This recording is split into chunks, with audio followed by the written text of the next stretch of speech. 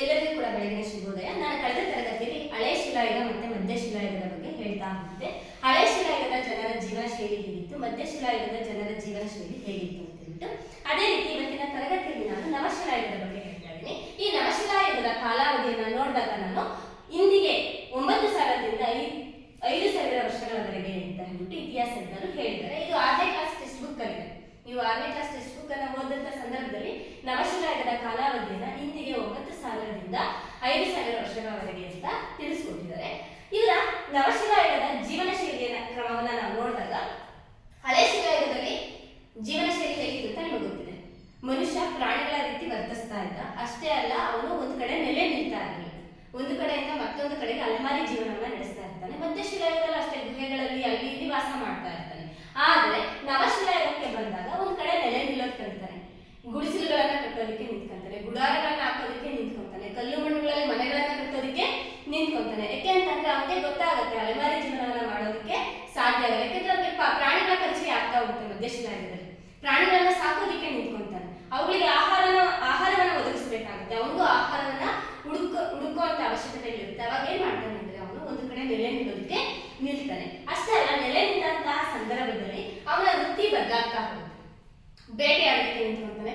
ಬೇಟೆಯಾಡಕ್ಕೆ ನಿಂತ್ಕೊಂಡಾದ್ಮೇಲೆ ಕೆಲವು ಪ್ರಾಣಿಗಳನ್ನ ಏನ್ ಮಾಡ್ತಾ ಇರ್ತಾನೆ ಅಂತಂದ್ರೆ ಸಾಯಿಸಿ ಅದನ್ನ ಚೆನ್ನಾಗಿ ಬೇಯಿಸಿ ಅಡಿಗೆ ಮಾಡೋದನ್ನ ಕಲಿತಾನೆ. ಅಡಿಗೆ ಮಾಡ್ಕೊಂಡು ತಿನ್ನೋದು ಕಲಿತಾನೆ. ಅದಾದ್ಮೇಲೆ ಕೃಷಿ ಮಾಡೋದಕ್ಕೆ ನಿಂತ್ಕೊಂತಾನೆ. ಕೃಷಿ ಯಾವ ರೀತಿ ಮಾಡೋದು ನಿಂತ್ಕೊಂತಾನೆ ಅಂತಂದ್ರೆ, ಅವನು ಪ್ರಾಣಿಗಳನ್ನ ಸಾಯಿಸ್ಬಿಟ್ಟು ತನ್ನ ಬೇಟೆಗೆ ತನ್ನ ಆಹಾರ ಪೂರೈಕೆನ ಮಾಡ್ಕೊಂತ ಹೋಗ್ತಾನೆ. ಕೃಷಿಗೆ ಸಂಬಂಧಪಟ್ಟಂತಹ ಪ್ರಾಣಿಗಳು ಅವನಿಗೆ ಬೇಟೆ ಸಮಯದಲ್ಲಿ ಸಿಗುತ್ತೆ. ಅವನಿಗೆ ಒಂದು ಐಡಿಯಾ ಇರುತ್ತೆ. ಈಗ ನಾವು ಬೇಸಾಯಕ್ಕೆ ಯಾವ್ಯಾವ ದನಕರುಗಳನ್ನ ಉಪಯೋಗಿಸ್ತೀವಿ ಅಲ್ವಾ, ಎತ್ತುಗಳನ್ನ ಬಳಸ್ತೀವಿ. ಆ ರೀತಿ ಅವನ ನಾಲೆಡ್ಜ್ ಇಂಪ್ರೂವ್ಮೆಂಟ್ ಆದಾಗ ಏನ್ ಮಾಡ್ದ ಅಂತಂದ್ರೆ ಪಶುಪಾಲನೆ ಮಾಡೋದಕ್ಕೆ ನಿಂತ್ಕೊಂತಾನೆ. ಪಶುಪಾಲನೆ ಮಾಡೋದಕ್ಕೆ ನಿಂತ್ಕೊಂಡಾದ್ಮೇಲೆ ಕೃಷಿಗೆ ನಿಂತ್ಕೊಂತಾನೆ. ಕೃಷಿ ಆದ್ಮೇಲೆ ಕೃಷಿಗೆ ಏನ್ ಬೇಕು, ಫಲವತ್ತಾದ ಮಣ್ಣು ಬೇಕು, ನೀರಿನ ವ್ಯವಸ್ಥೆ ಚೆನ್ನಾಗಿರ್ಬೇಕು. ಹಾಗಾಗಿ ಇವನು ನದಿ ಬಯಲುಗಳಲ್ಲಿ ವಾಸ ಮಾಡೋದಕ್ಕೆ ನಿಂತ್ಕೊಂತಾನೆ. ಈ ನದಿ ಬಯಲುಗಳಲ್ಲಿ ವಾಸ ಮಾಡೋದಕ್ಕೆ ನಿಂತ್ಕೊಂಡಾಗ ನಿಮ್ಗೆ ಏನಾಗುತ್ತೆ ಅಂತಂದ್ರೆ ಮೀನುಗಳ ಪರಿಚಯ ಆಗ್ತಾ ಹೋಗುತ್ತೆ. ಹಾಗಾಗಿ ಮೀನುಗಾರಿಕೆಯನ್ನು ಕೂಡ ಮಾಡ್ತಾ ಹೋಗ್ತಾನೆ. ಒಂದು ಕಡೆ ನೆಲೆ ನಿಲ್ತಾನೆ. ಅಲ್ಲಿ ನೆಲೆ ನಿಂತಹ ಸಂದರ್ಭದಲ್ಲಿ ನೀರಿನ ಅವಶ್ಯಕತೆ ಇರುತ್ತೆ. ಒಂದು ಸ್ಥಳವನ್ನ ಆಯ್ಕೆ ಮಾಡ್ಕೊತಾನೆ. ನೀರಿರುವಂತಹ ನದಿ ಬಯಲುಗಳನ್ನ ಸ್ಥಾನವನ್ನಾಗಿ ಮಾಡ್ಕೊತಾನೆ. ಅಷ್ಟೇ ಅಲ್ಲ, ಕೃಷಿ ಮಾಡೋದಕ್ಕೆ ನಿಂತ್ಕೊತಾನೆ, ಪಶುಪಾಲನೆ ಮಾಡೋದಕ್ಕೆ ನಿಂತ್ಕೊತಾನೆ. ಅವನ ಜೀವನ ಶೈಲಿಯನ್ನು ಏನ್ ಮಾಡ್ತಾನೆ ಅಂತಂದ್ರೆ ಎಲ್ಲಾ ರೀತಿಯಲ್ಲೂ ಬದಲಾವಣೆ ಮಾಡ್ಕೊಳ್ತಾ ಹೋಗ್ತಾನೆ. ಅಷ್ಟೇ ಅಲ್ಲ, ಅವನ ವಸ್ತ್ರದಲ್ಲೂ ಕೂಡ ಬದಲಾವಣೆ ಆಗ್ತಾ ಹೋಗುತ್ತೆ. ಹತ್ತಿ ಬಟ್ಟೆಗಳನ್ನ ಬಳಸುವಂಥದ್ದು.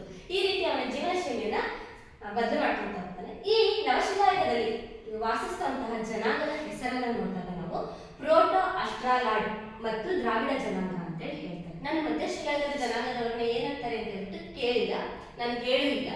ಹಾಗಾಗಿ ನಾನು ಮುಂದಿನ ತರಗತಿಯಲ್ಲಿ ಹೇಳ್ತೀನಿ ಯಾವ್ಯಾವ ಯುಗದಲ್ಲಿ ಯಾವ ಯಾವ ಜನಾಂಗದವರು ಬರ್ತಾರೆ ಅಂತ ಹೇಳ್ಬಿಟ್ಟು ಇಂಪಾರ್ಟೆಂಟ್ ಕ್ವಶನ್ಸ್ ಅನ್ನ ಅದನ್ನೇ ಒಂದು ಕ್ಲಾಸ್ ಮಾಡಿಬಿಟ್ಟು ಹಾಕ್ತೀನಿ ನಿಮಗೆ. ಅಷ್ಟೇ ಅಲ್ಲ, ನೀವು ತನ್ನ ಬೇಟೆಯಾಡಿ ಕೃಷಿ ಮಾಡಿ ಪಶುಪಾಲನೆ ಮಾಡಿ ಮೀನುಗಾರಿಕೆ ಎಲ್ಲ ಮಾಡೋದಕ್ಕೆ ನಿಂತ್ಕೊಂಡ್ಮೇಲೆ ಅವನ ಜೀವನ ಶೈಲಿ ಬದಲಾಯ್ತು. ಒಂದ್ ಕಡೆ ನೆಲೆ ನಿಂತ, ಗುಡಿಸಲನ್ನ ಕಟ್ಕೊಂಡ. ಅಡಿಗೆ ಮಾಡೋದಕ್ಕೆ ಏನ್ ಬೇಕು, ಪಾತ್ರೆಗಳು ಬೇಕು. ಅವಾಗ ಅವನಿಗೆ ಲೋಹದ ಪರಿಚಯ ಇರ್ಲಿಲ್ಲ, ಕಬ್ಬಿಣದ ಪರಿಚಯ ಇರಲಿಲ್ಲ, ತಾಮ್ರದ ಪರಿಚಯ ಇರಲಿಲ್ಲ, ಕಂಚಿನ ಪರಿಚಯನೂ ಇರಲಿಲ್ಲ. ಅವಾಗ ಏನ್ ಮಾಡ್ದ ಅಂತಂದ್ರೆ ಅವನು ಮಡಿಕೆಗಳನ್ನ ಮಾಡೋದಕ್ಕೆ ನಿಂತ್ಕೊಂಡ ಮಣ್ಣಿನಲ್ಲಿ. ಹಾಗಾಗಿ ಅವನಿಗೆ ಮಡಿಕೆಗಳ ಬಳಕೆ ಕಲ್ತ್ಕೊಂಡ ನವಶಿಲಾಯುಗದಲ್ಲಿ.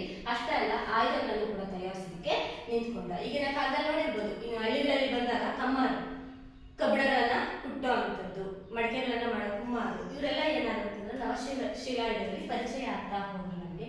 ಅಷ್ಟೇ ಅಲ್ಲ, ಹಳೆ ಶಿಲಾಯುಗ ಮಧ್ಯ ಶಿಲಾಯುಗದಲ್ಲಿ ಮನುಷ್ಯ ಏನಾದ್ರೂ ಸತ್ತೋದ್ರೆ ಪ್ರಾಣಿಗಳ ತರ ಅಲ್ಲೇ ಬಿಸಾಡ್ತಾ ಇದ್ರು. ಅದು ವಾಸನೆ ಬರ್ತಾ ಇತ್ತು. ನಾವು ಈ ಪ್ರಾಣಿಗಳು ಸತ್ತಾಗ ಯಾವ ರೀತಿ ದುರ್ವಾಸನೆ ಬರುತ್ತೋ ಆ ರೀತಿ ಮನುಷ್ಯರನ್ನು ಕೂಡ ಪ್ರಾಣಿಗಳ ತರ ಬಿಸಾಕ್ತಾ ಇದ್ರು. ಆದ್ರೆ ನವಶಿಲಾಯುಗದಲ್ಲಿ ಈ ಪದ್ಧತಿ ಕೂಡ ಚೇಂಜ್ ಆಗುತ್ತೆ. ಅಂತಂದ್ರೆ ಶವ ಸಂಸ್ಕಾರ ಪದ್ಧತಿಯನ್ನು ಕೂಡ ಕಲಿತಾರೆ. ಸುಡುವ ಪದ್ಧತಿ ಮತ್ತೆ ಉಳುವ ಪದ್ಧತಿ. ಇನ್ನ ಕೆಲವು ಕಡೆ ನೋಡ್ಬೋದು, ಈಜಿಪ್ಟ್ ಕಡೆ ಪಿರಮಿಡ್ಗಳನ್ನ ಕಟ್ಟಿಸ್ಬಿಟ್ಟು ಮಡಿಕೆ ಕುಡಿಕೆಗಳಲ್ಲಿ ಇರ್ತಾರೆ. ಆ ತರ ಶವ ಸಂಸ್ಕಾರ ಪದ್ಧತಿನೂ ಕೂಡ ಇವರು ಕಲಿತಾ ಹೋದ್ರು. ಈ ರೀತಿ ನವಶಿಲಾಯುಗ ಅನ್ನೋದು ಪ್ರಾರಂಭ ಆಗುತ್ತೆ. ಈ ನವಶಿಲಾಯುಗದ ಕೊನೆಯ ಕಾಲವನ್ನು ಏನಂತ ಹೇಳ್ತಾರೆ ಅಂದ್ರೆ ಲೋಹಯುಗ ಅಂತ ಕರೀತಾರೆ. ಈ ನವಶಿಲಾಯುಗದ ಕೊನೆಯ ಕಾಲದಲ್ಲಿ ಲೋಹಗಳ ಪರಿಚಯ ಆಗ್ತಾ ಹೋಗುತ್ತೆ. ಆ ಲೋಹಗಳನ್ನ ಯಾವ ರೀತಿ ಬಳಸಿದ್ರು, ಯಾವ ರೀತಿ ಅದನ್ನ ಉಪಯೋಗ ಮಾಡಿಕೊಂಡ್ರು ಅಂತ ಹೇಳ್ಬಿಟ್ಟು ನಾನು ಮುಂದಿನ ತರಗತಿಯಲ್ಲಿ ಹೇಳ್ತಾ ಹೋಗ್ತೀನಿ. ಆದ್ರೆ ಈ ನವಶಿಲಾಯುಗದ ನೆಲೆಗಳನ್ನ ನಾವು ಎಲ್ಲೆಲ್ಲಿ ನೋಡ್ತೀವಿ, ಇದು ಕಾಂಪಿಟೇಟಿವ್ ಎಕ್ಸಾಮ್ಗೆ ಕೇಳ್ಬೋದು.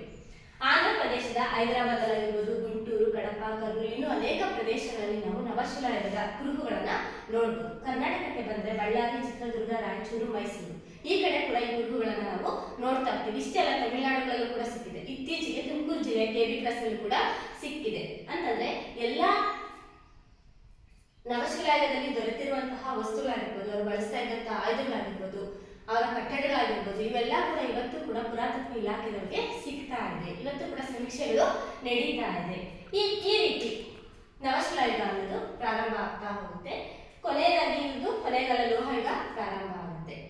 ಮುಂದಿನ ತರಗತಿಯಲ್ಲಿ ನಾವು ಯಾವ್ದಾದ್ರ ಬಗ್ಗೆ ತಿಳ್ಕೊಳ್ಳೋಣ ಅಂತಂದ್ರೆ, ಈ ಕಾಂಪಿಟೇಟಿವ್ ಎಕ್ಸಾಮ್ಸ್ಗೆ ಅಂದ್ರೆ ಸ್ಪರ್ಧಾತ್ಮಕ ಪರೀಕ್ಷೆಗಳಿಗೆ ಬರುವಂತಹ ಹಳೆ ಶಿಲಾಯುಗದ ಪ್ರಶ್ನೋತ್ತರಗಳು, ಮತ್ತೆ ಮಧ್ಯಶಿಲಾಯುಗದ ಪ್ರಶ್ನೋತ್ತರಗಳು, ಮತ್ತು ನವಶಿಲಾಯುಗದ ಪ್ರಶ್ನೋತ್ತರಗಳನ್ನ ಒಂದು ಪಟ್ಟಿ ಮಾಡಿಬಿಟ್ಟು ಈ ರೀತಿ ಕ್ವಶನ್ ಇದೇ ಆನ್ಸರ್ ಅಂತ ನಾನು ಮುಂದಿನ ತರಗತಿಯಲ್ಲಿ ನಿಮಗೆ ತಿಳಿಸ್ಕೊಡ್ತಾ ಹೋಗ್ತೀನಿ. ಇದು ಬೇಸಿಕ್ ನಾಲೆಡ್ಜ್ ಅಷ್ಟೇ.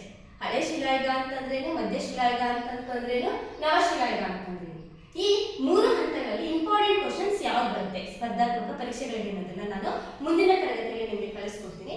ನಿಮಗೆ ಈ ನನ್ನ ವಿಡಿಯೋ ಇಷ್ಟ ಆಗಿದ್ರೆ ಲೈಕ್ ಕೊಟ್ಟು ಶೇರ್ ಮಾಡಿ, ಸಬ್ಸ್ಕ್ರೈಬ್ ಮಾಡಿ. ಧನ್ಯವಾದಗಳು.